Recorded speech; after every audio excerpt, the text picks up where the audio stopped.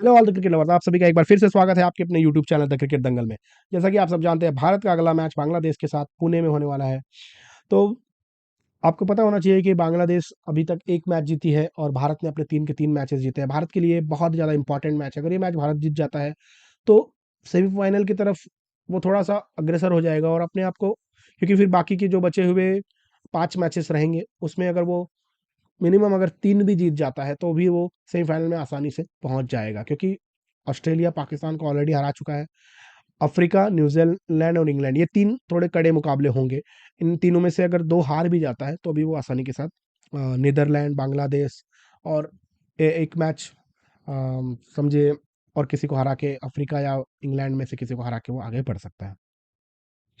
तो आज मैं बताऊंगा कि ये जो मैच होने वाला है, ये कहाँ पे होने वाला है, हमें कैसे टिप पिक करनी है। और एक रिक्वेस्ट रहेगी कि अगर आप चैनल पर नए हैं तो प्लीज़ चैनल को सब्सक्राइब करें और वीडियो को लाइक और शेयर प्लीज़ करते रहिए। आप लोग लाइक नहीं करते, वीडियो को लाइक करिए प्लीज़। तो अब मैं अगर ग्राउंड की बात करूं तो मैं सिटी पुणे चूज करता हूं। Maharashtra cricket association, I believe ऐसा कुछ तो नाम है। एमसीए, जी, महाराष्ट्र क्रिकेट एसोसिएशन। तो खूबसूरत ग्राउंड है, पुणे में हाईवे पर ही है। अगर आप कभी यहाँ पर गए होंगे स्टेडियम में, तो मुझे ज़रूर बताना। और यहाँ पर पिछले वर्ल्ड कप से अब तक आ, 3 मैचेस हुए हैं। तो मैं भी पुणे में कुछ वर्षों तक कार्यरत था यहाँ पर। तो आते जाते मुंबई से पुणे मुझे ये स्टेडियम देखने को मिलता था। तो यहाँ की टोटल कैपेसिटी अगर मैं बताऊँ तो 37,000 की कैपेसिटी है। और आप देख सकते हैं कि जो बाउंड्रीज हैं 65 से लेकर के 74 मीटर तक है, तो काफ़ी कहीं कहीं साइड में बड़ी है। बट मेरे ख्याल से एक डिसेंट ग्राउंड है और यहाँ पर 3 मैचेस हुए हैं पिछले वर्ल्ड कप से लेकर अब तक के। अब यहाँ पे मैं देखूंगा कि किस प्लेयर के फॉर्म अच्छे हैं, रोहित शर्मा कैसा कर सकते हैं यहाँ पर, किस प्लेयर को आपको पिक करना है। बांग्लादेश और भारत के साथ जो मुकाबले हुए हैं वो कैसे रहे हैं, तो आप देख सकते हैं कि भाई यहाँ पर जो रन्स है, रनों का अंबार बनता है यहाँ पर। अगर आप पहला एवरेज इनिंग स्कोर देखें तो 327 है, मतलब काफ़ी अच्छा स्कोर है, 300 के प्लस ऊपर स्कोर जाता है। और यहाँ पे दूसरे एवरेज इनिंग स्कोर की बात करूँ तो 300 है। तो 300 से अधिक पहली बार बल्लेबाजी करते वक्त 3 बार बना हुआ है और 2 बार चेज़ करते वक्त हुआ है, 1 बार तो कम ही हुआ है, 251। तो यहाँ पर 300 से प्लस स्कोर बन सकता है। भारत अगर बैटिंग करती है तो मुझे लग रहा है 350 तक स्कोर कर सकती है।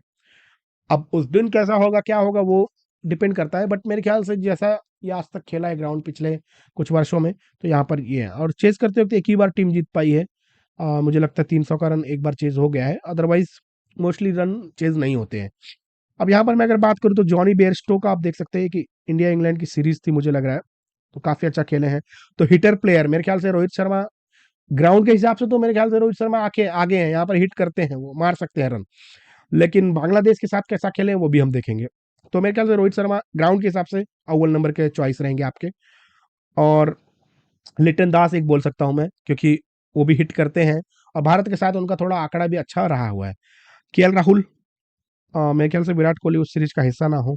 शिखर धवन थे, पंत थे, देखिए पंत भी मार के खेलते हैं, बेन स्टोक्स भी मार के खेलते हैं, तो ऐसे प्लेयर्स थे। बॉलर की मैं बात करूं तो आप देख सकते हैं स्पिनर के लिए ज़्यादा कुछ नहीं है यहाँ पर। तो लेकिन भारत के पास क्वालिटी स्पिनर है, तो वो कहीं से भी खोद के निकालते हैं, पिच में से वो चीज़ निकाल लेते हैं कि भाई पिच में मदद नहीं है, लेकिन मैं अपने आप को ऐसा बनाऊंगा कि पिच भी बोलेगी भाई तुझे तो मदद मिलेगी ही मिलेगी। तो फास्टर यहाँ पर हम जरूर ले सकते हैं। अगर फास्टर लाइक आप देखें तो टॉप के जो 5 बॉलर्स है, सबसे ज़्यादा विकेट सारे फास्टर्स ही हैं। स्पिनर्स का नामो निशान नहीं है, क्योंकि स्पिनर्स ने, अगर मैं देखने जाऊं तो सिर्फ 6 विकेटें ली हैं, जबकि फास्टर ने 36 विकेटें, अगर आप ये पूरी बात करें तो 42 में से 36 विकेटें फास्टर्स ने ली है। तो ये फास्टर्स का ग्राउंड है, ये एक मैं एक थोड़ा सा हिंट आपको दे देता हूँ। अब मैं बात करता हूँ कि पुणे में तो मुझे नहीं लगता कि भारत के कुछ मैचेस हुए होंगे। मैं एक बार भारत और बांग्लादेश के सारे मैचेस देख लेता हूँ कि भाई बांग्लादेश,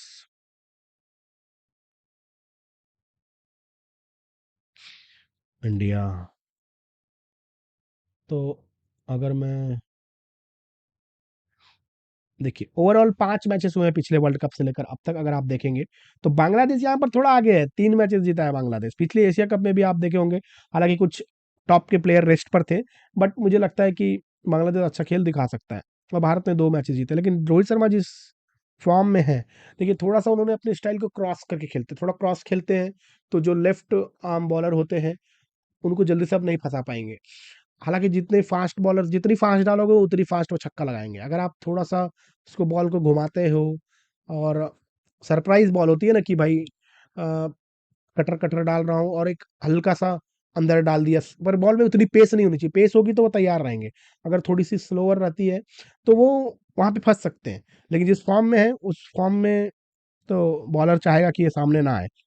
तो अगर मैं बात करूँ तो भाई शकीबुल हसन बैटिंग में, बॉलिंग में सबसे आगे रहे हैं इन पाँचों मैचों में। 11 विकेटें लिए, 226 रन लिए। तो यहाँ से देखने पे लग रहा है कि भाई शकीबुल हसन को कप्तान बना दो। अब मैं दूसरी बात करूँ कि भाई शकीबुल हसन के बाद मेहदी हसन मिराज की भी देखो तो 39 की एवरेज है और विकेटों की बात करूँ तो 4 में मैच। तो यहाँ से देख रहा है कि भाई कप्तान, वाइस कप्तान ये दोनों हो सकते हैं। उसके बाद महमूदुल्लाह को मौका देंगे, 37 की एवरेज है। लिटन दास का जैसे मैंने कहा, भारत के साथ अच्छा खेलते हैं, यहाँ पर 20 का ही एवरेज दिख रहा है, बट लिटन दास मेरे ख्याल से टीम में रह सकते हैं। और मुझे ऐसा लगता है कि नासुम अहमद को ये ला सकते हैं, मुशफिकुर रहमान की उतनी एवरेज नहीं है, हालांकि मुशफिकुर रहीम, माफ करना, पिछले मैच में इन्होंने अच्छा खेला था, लेकिन अभी यहाँ पर उतनी एवरेज दिख नहीं रही है। बॉलर की बात करूँ तो वही शकीबुल हसन, रहमान, मुस्तफिजुर रहमान, ये बॉलर भारत को बहुत तंग करता है। 5 मैचों में 10 विकेट है, तो ये आपके पिक में होने ही चाहिए। उसके साथ में बात करूँ तो तस्कीन अहमद ने ज़्यादा मैचेस खेले नहीं, एक ही मैच खेला और 2 विकेटें ली हैं। और अगर मैं मेहदी हसन मिराज की बात करूँ तो 4 में 5 विकेट। शरीफुल इस्लाम ने भारत के साथ मैचेस नहीं खेले हैं, नहीं तो वो भी एक अच्छी पिक हो सकती है आपके लिए। अब मैं अगर भारत की दृष्टिकोण से बात करूँ कि भाई भारत ने कहा, भारत के किस प्लेयर ने, तो ईशान किशन 2 मैचों में 215, मेरे ख्याल से 1 मैच में दोहरा शतक आया हुआ था। उसके बाद केएल राहुल एक अच्छा पिक होगा, 38 की। अच्छा, अब रोहित शर्मा की आप देखो तो 46 का एवरेज है रोहित शर्मा का 4 मैचों में। तो 46 का एवरेज भी अच्छा होता है, लेकिन जिस तरीके की कुटाई कर रहे हैं, अगर वो खेल गए 15-20 ओवर, तो 70-80 रन तो आसानी के साथ बना के जाएँगे। लेकिन जैसा मैंने कहा कि बांग्लादेश के पास बहुत ज़्यादा तेज़ बॉलिंग नहीं करते, जैसे मुस्ताफिजुर हो या शरीफुल हुए, तो एक मीडियम लेंथ पे डालते हैं और वो कटर-विटर में ज़्यादा विश्वास करते हैं। तो एक सरप्राइज़ बॉल आएगी तो रोहित शर्मा आउट भी हो सकते हैं। लेकिन 46 की एवरेज है तो आपके टीम में तो इनकी जगह बन सकती है। वही है कि बस शुभमन गिल ने तो एक ही मैच खेला था, वही पिछले मैच में एशिया कप में शतक भी लगाया था इन्होंने। बाकी बात करूँ मैं, श्रेयस अय्यर भी 36 की एवरेज है। तो एवरेज तो लगभग सभी की सही है, भारत के जो टॉप के 4-5 बल्लेबाज हैं। तो ये 4-5 बल्लेबाज को हम पिक भी कर सकते हैं, सभी के सभी बल्लेबाज को। बॉलिंग की बात करूँ तो सिराज में 3 में 6, तो सिराज, देखिए बुमराह की बात करूँ तो 1 में ही 4 है, तो बुमराह 2 विकेट तो पक्का लेंगे ही लेंगे। और सिराज की बात करूँ 3 में 6 है, तो सिराज भी अच्छी पिक होंगे आपके लिए। तो सिराज को भी हम अपनी टीम में पिक कर सकते हैं। अब स्पिनर की बात करूँ तो यहाँ पे जैसे स्पिनर का मुझे कुछ ऐसा दिख नहीं रहा है। अगर कुलदीप यादव की बात करूँ तो 1 मैच खेला है इन्होंने और 1 विकेट लिया है।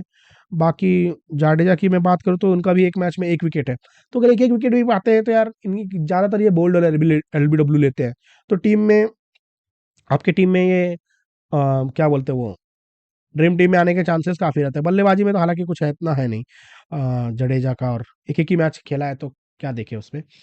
तो यहाँ पे अगर देखोगे तो इंडिया ने 2 बार बल्लेबाजी पहले करते हुए जीता है और बांग्लादेश भी 2 बार। तो और पिच भी वैसा है कि जो पहले बल्लेबाजी करता है वो जीतता है। तो जो भी टीम जीतेगी, मुझे ऐसा लगता है कि पहले बल्लेबाजी करेगी, क्योंकि रिकॉर्ड्स भी उनके आपस में वैसे ही हैं और अगर आप देखो तो पिच भी, ग्राउंड भी वैसा ही कहता है, माफ़ करना पिच की बात कर रहा था मैं। और ये कुछ पिछले स्कोर्स है, अगर आप देखोगे पिछले वर्ल्ड कप से लेके, तो यहाँ पर आप देख सकते हो पिछले वर्ल्ड कप में रोहित शर्मा ने 104 बनाया था। उसके बाद केएल राहुल के 73, अय्यर के 82, ईशान किशन के 210, गिल के 121। तो बल्लेबाज तो भारत के ही चले हैं, पर अगर आप ग्रीन ग्रीन देखोगे तो 3 मैचेस बांग्लादेश जीता हुआ है। कुछ मेन प्लेयर्स थे नहीं पिछले एशिया कप में, वो तो आपको पता ही होगा, लाइक विराट शायद नहीं थे, उसके बाद और भी हार्दिक पांड्या नहीं थे। तो पांड्या का मैंने औसत आपको यहाँ पर दिखाया नहीं, बांग्लादेश के साथ शायद ज़्यादा मैच खेला ही नहीं होगा हार्दिक पांड्या ने। तो हार्दिक पांड्या 1 मैच,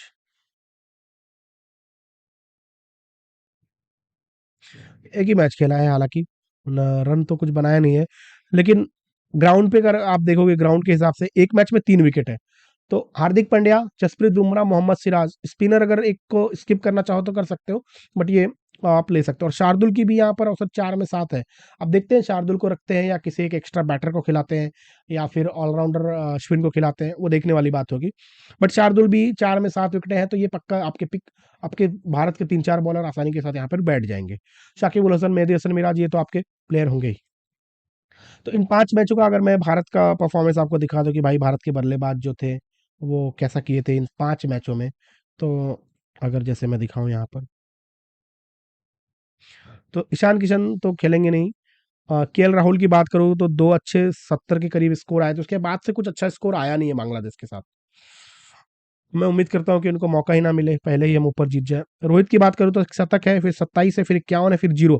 पिछले मैच में 0 बनाया था, तो इस मैच में वो याद रखेंगे और तोड़ेंगे, अच्छा तोड़ेंगे। तो बस एक ही चीज़ उनको ध्यान रखना होगा कि शुरू के 4-5 ओवर में कोई गलती ना करें। अगर वो गलती नहीं करेंगे, तो वो 70-80, जैसा मैंने बताया 46 का एवरेज है, तो उससे ऊपर ही रन बनाएँगे। विराट कोहली की पिछली मैच जब भी इनके साथ खेली थी, तो शतक आया है, तो वो दिमाग में होगा। देखते हैं, गिल का भी पिछला मैच जो खेला था एशिया कप में, उसमें शतक में लगाया था बांग्लादेश के खिलाफ। तो उम्मीद करते हैं कि इस बार भी रोहित और गिल की ही जोड़ी मैच को खत्म करे। अगर यह होता है कि रोहित और गिल की जोड़ी मैच को खत्म करती है, तो यही दोनों प्लेयर आपके कप्तान और वाइस कप्तान भी हो सकते हैं। क्योंकि जैसे 4 बॉलर की बात की, तो शार्दुल अच्छी बॉलिंग की है, सिराज भी, बुमराह भी और हार्दिक पांड्या भी, तो चारों पेसर ने इस बांग्लादेश के खिलाफ अच्छा किया, और हार्दिक पांड्या ने ग्राउंड के हिसाब से भी अच्छी बॉलिंग की है। तो वो एक चॉइस आपके जहन में होना चाहिए। अय्यर की बात करूँ तो एक 82 आया था, और बाकी उतनी अच्छी कुछ इनिंग आई नहीं है। मैं बॉलर की अगर बात कर लूँ कि भाई इस 5 मैचों में कितने जितने भी मैच खेले हो, तो शार्दुल के आप देखेंगे तो 2 बार 3 विकेटें हैं। उसके बाद सिराज की बात करूँ तो 3-2-1 ऐसा डिक्रीज़ होते गए हैं। अब 0 नहीं चाहिए मुझे, विकेटें तो चाहिए। अब फिर से इस तरफ जाए तो लाइक 2 विकेट मैं उम्मीद करता हूँ। बुमराह ने 4 लिए थे, तो 4 के बदले 2 तो फिर से लेंगे ही है। कुलदीप यादव का 1 विकेट है, जाडेजा का 1 विकेट है। अगर मैं हार्दिक पांड्या का देखूँ तो 3 है। तो अगर 2-2 विकेट सबके नाम पे आता है, तो अच्छी बात होगी। अब मैं अगर बात करूँ कि भाई बांग्लादेश के कुछ प्लेयर्स जो भारत के साथ कैसा खेले हैं, तो अगर यहाँ पर आप देखोगे तो शाकिब अल हसन की जैसे मैंने बात की थी, शाकिब अल हसन की अगर मैं बात करूँ तो आप देख सकते हैं कि विकेटलेस कभी नहीं गए हैं, तो विकेटें लेके ही जाते हैं। फिर उसके बाद रहमान की भी बात करूँ तो ये भी भारत के साथ काफ़ी अच्छा करते हैं, एक बार तो 5 विकेट लिया हुआ है, आप देख सकते हैं। तो मेरे ख्याल से ये अच्छे पिक होंगे आपके, आपको इनको अपनी टीम में रखना होगा। मिराज की भी बात करूँ तो 4 मैचों में एक ना एक विकेट लिया है, और बैटिंग भी कि 2 विकेट के बाद आते हैं, तो कुछ रन बना सकते हैं। लाइक 20-25 रन भी बनाए और 1 विकेट लेते हैं, तो आपकी टीम के लिए तंजीम हसन साकिब की बात करूँ, और मुझे एक महमूदुल्लाह की बात करूँ तो 1 विकेट ली है इन्होंने। और वैसे ही मैं अगर इनके बैटर की बात कर लूँ, तो शाकिब अल हसन देखिए फिर भी अच्छी बैटिंग है, 66 है, 80 है, और बीच में भी उतना का एक ही बस सिंगल डिजिट है, अदरवाइज़ 30-35 रन तो उम्मीद कर सकते हैं। मेरी असल मिराज की भी बात करूँ तो 38 बनाया था, फिर 100 बनाया था एक, लेकिन उसके बाद थोड़ा ढल गए थे, तो 3 और 13, तो 20-25 रन की उम्मीद इनसे कर सकते हैं। महमूदुल्लाह की बात करूँ तो थोड़ा सा डाउन द ऑर्डर आते हैं, बट अच्छा खेल सकते हैं। लिटन दास को भारत पसंद तो आता है, और एमसीए जो ग्राउंड है वहाँ पे जो अगर ये थोड़ा तेज खेलेंगे, तो इनकी 50 भी आ सकती है। यूसुफ अहमद की मैं बात करूँ तो जैसे मैं इनकी बात कर रहा था कि इनको ले सकते हैं, कुछ रन बनाते हैं और एक आधा विकेट लेते हैं, तो पिक हो सकता है। हालांकि स्पिनर को उतनी मदद नहीं है, बट रन तो बना लेंगे ना, क्योंकि आपके और भी प्लेयर्स है जो रन नहीं बना रहे, तो इससे अच्छा ये खेल के थोड़ा रन बना सकते हैं। रहीम की फॉर्म, करंटली फॉर्म उनकी है, अगर करंट फॉर्म के साथ जाना जाएंगे तो रहीम को आप पिक करें, लेकिन भारत के साथ उनका कुछ पिछले 4-5 मैचों में कुछ अच्छा प्रभाव डाल नहीं पाए हैं। हृदय भारत के साथ अच्छा खेले थे, और 3-4 विकेट के बाद आते हैं, तो हृदय की एक पिक होगी। मैं बताऊंगा अभी टीम कैसे पिक करनी है। तो ये एक ओवरऑल परफॉर्मेंस भारत के साथ जो बांग्लादेशी प्लेयर्स की थी, और एक ओवरऑल परफॉर्मेंस आपको दिखा देता हूँ पिछले 5 सालों में। तो रहीम आप देख सकते हैं पिछले में वर्ल्ड कप में मतलब 51, 66 ऐसे खेले हैं, तो अच्छा खेला है इन्होंने। इकबाल की मैं बात, लिटन दास का पिछले मैच में देखो फिर से 0 आया था, तो काफ़ी 0 आता है इनका। तो 0 के बाद अभी कैसा खेलेंगे वो देखने वाली बात होगी। क्या 0 के बाद फिर से 0 आएगा? भारत के साथ तो अच्छा खेलते हैं, लेकिन हाल फिलहाल में इनका परफॉर्मेंस उतना कुछ दमखम वाला नहीं रहा है। शाकिब उल हसन की बात करूँ मैं, तो शाकिब उल हसन तो पिक में रहेंगे, महमूदुल्लाह भी रहेंगे ही रहेंगे। और सैंटो का भारत के साथ तो उतना मैचेस था नहीं, बट करेंटली फॉर्म भी पिछले 2 मैचों में तो अच्छी नहीं रही, बट पहले मैच में 50 एक लगाया था, नॉट आउट रहे थे मैच जिताया था, वर्ल्ड कप का पहला मैच था वो।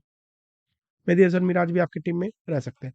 तो चलिए एक टीम की अगर मैं बात करूँ कि भाई जो टीम एक बनेगी, तो मैं पहले एक ये सोचता हूँ कि भाई ऐसा हो सकता है कि ये रन रन बनने वाला है ना, तो इसमें मैं भारत के कुछ बैटर को पहले रख लेता हूँ। रोहित, गिल, विराट, अय्यर, और समझो कीपर के लिए मैं केएल को रख लेता हूँ। बॉलर में अभी तो हम 10 प्लेयर भी रख सकते हैं, तो बुमराह, सिराज, ठीक है, हार्दिक, ये हो गए। अब उसके बाद शाकिब, मिराज और रहमान, मुस्ताफिजुर रहमान, बस ये टीम खत्म हो गया, खत्म टीम यहाँ पे। अब मैं ये मान के देता हूँ कि रोहित अच्छा खेल गए अगर, तो यहाँ पे कैप्टन बना सकते हो आप विराट या अय्यर में से। विराट को भी वाइस कैप्टन कर सकते हो, या फिर अगर शाकिब उल हसन को करना चाहो तो यहाँ भी कर सकते हो। यहाँ पे टीम खत्म हो गई। ये मैं चाहता हूँ कि अगर भारत दूसरी बल्लेबाजी कर रही है, अगर दूसरी बल्लेबाजी कर रही है तो मुझे नहीं लगता कि अय्यर को लेने की आपको जरूरत है। यहाँ पे आप दास को रख सकते हो, लिटन दास को रख सकते हो। अदरवाइज अगर पहली बैटिंग कर रही है तो भारत के 3-4 बैटर तो आप ले लो शुरू के। और बॉलर में जैसा मैंने कहा, सिराज, बुमराह, हार्दिक। अब यहाँ पे देखिए स्पिनर भारत के तगड़े हैं, हालांकि यहाँ पे स्पिनर नहीं चलता, लेकिन मैं कुलदीप का नाम जरूर रखूंगा, क्योंकि वो वैसा बना देते हैं कि भाई विकेट मिल के जाए। अगर शुरू में अगर सेकंड मान लीजिए कि बांग्लादेश चेस कर रहा है, तो आप स्पिनर को अपने यहाँ पे रख सकते हो कि शाम का समय रखता है, मुझे ऐसा लगता है कि थोड़ी बहुत स्पिन हो जाएगी। लेकिन पहले बल्लेबाजी जो भी टीम कर रही है उसके बैटर, अगर स्पेशली इंडिया कर रही है तो उसके 3-4 बैटर आप रख सकते हैं। और उसके बुमराह, सिराज और हार्दिक, ये 3 बॉलर तो आप रखें। बाद में शाकिब और जैसा मैंने कहा हसन मिराज ही ले सकते हैं। अब एक एक्सेप्शन टीम बनाता हूँ कि भाई ऐसा होता है कि कभी कभी अपने प्लेयर्स नहीं चल पाए, तो क्योंकि मैं जानता हूँ कि मुस्ताफिजुर रहमान का भारत के साथ काफ़ी अच्छा रिकॉर्ड रहा है। मुस्ताफिजुर की बात कर लो या फिर शरीफुल की बात कर लो, पर बुमराह और सिराज तो फिर भी रहेंगे। बुमराह पुणे में, सिराज ने 3 में 6 विकेट ली हैं, तो इसके हिसाब से मैं इनको ले रहा हूँ। हार्दिक, कुलदीप, कुलदीप नहीं तो जाडेजा। बाकी शाकिब को रखना है क्योंकि वो बैटिंग भी करते हैं। और मेहदी हसन मिराज, हाँ, मेहदी हसन और एक मेहदी है और एक मेहदी हसन मिराज है, वो दो अलग अलग है। और यहाँ पे मैं यहाँ पे मैं केएल राहुल की बात करता हूँ, है ना। केएल राहुल आएंगे, शैंटो, विराट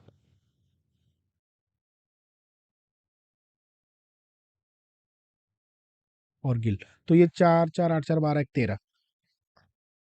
ये मैं इस कब बोल रहा हूँ कि अगर आप बांग्लादेश के बॉलर्स को पिक करते हो तो भारत की टॉप ऑर्डर नहीं पिक कर सकते, क्योंकि ऐसा हो सकता है कि रोहित के जैसे मैंने कहा फॉर्म में है, लेकिन अगर थोड़ी स्लोअर बॉल आती है तो शायद फंस सकते हैं। तो उस हिसाब से मैंने ये कहा कि रोहित को आप यहाँ से हटा सकते हो। बट रोहित जिस फॉर्म में है, अगर सेकंड बैटिंग करती है भारत, तो वो आसानी के साथ खेलेंगे और मैच को जिता भी सकते हैं। तो यहाँ पे आप टोटल अगर यूनिक देखोगे तो 15 प्लेयर्स के नाम होंगे। तो इसमें से ही आपको जो मैंने पिछले स्क्रीन पर एवरेज स्कोर, ओवरऑल स्कोर दिखाया, हेड टू हेड दिखाया है, उसमें से आपको चॉइस करना है अपनी टीम के हिसाब से और अपनी टीम बनानी है। तो उम्मीद करता हूँ कि आपको समझ में आया होगा कि किस परफॉर्मेंस पे कैसी टीम बनानी है। और मैं आपको लास्ट मोमेंट पे भी बताऊंगा जब टॉस गिरने के बाद कि भाई एक टीम मैं शेयर करूंगा, चाहिए तो मैं उसको टेलीग्राम पे डाल दूंगा, तो आप डिस्क्रिप्शन में देख सकते हैं टेलीग्राम का लिंक। या फिर आपको मैं फेसबुक पे भी हमारा चैनल है, आप वहाँ पे भी देख सकते हैं। मैं परफॉर्मेंस और ये सब डालते रहता हूँ वहाँ पे, तो वहाँ पे भी आप पिक कर सकते हैं कि भाई कौन सी टीम लेनी है टॉस के बाद। तो वहाँ पर भी आप जुड़े रहिए और मैं आपको फिर बताऊंगा वहाँ पे कि भाई ये टीम बन सकती है क्योंकि टॉस इसने जीता है और ये प्लेयर खेल रहा है। तो वहाँ पर भी आप बने रहिए, जुड़े रहिए, और उम्मीद करता हूँ ये वीडियो आपको पसंद आई होगी। तो लाइक और शेयर करना ना भूलें और चैनल को सब्सक्राइब प्लीज़ करें अगर आपको चैनल पसंद आ रहा है। लोगों से शेयर करना भी ना भूलें। मिलेंगे आपसे अगले वीडियो में। धन्यवाद।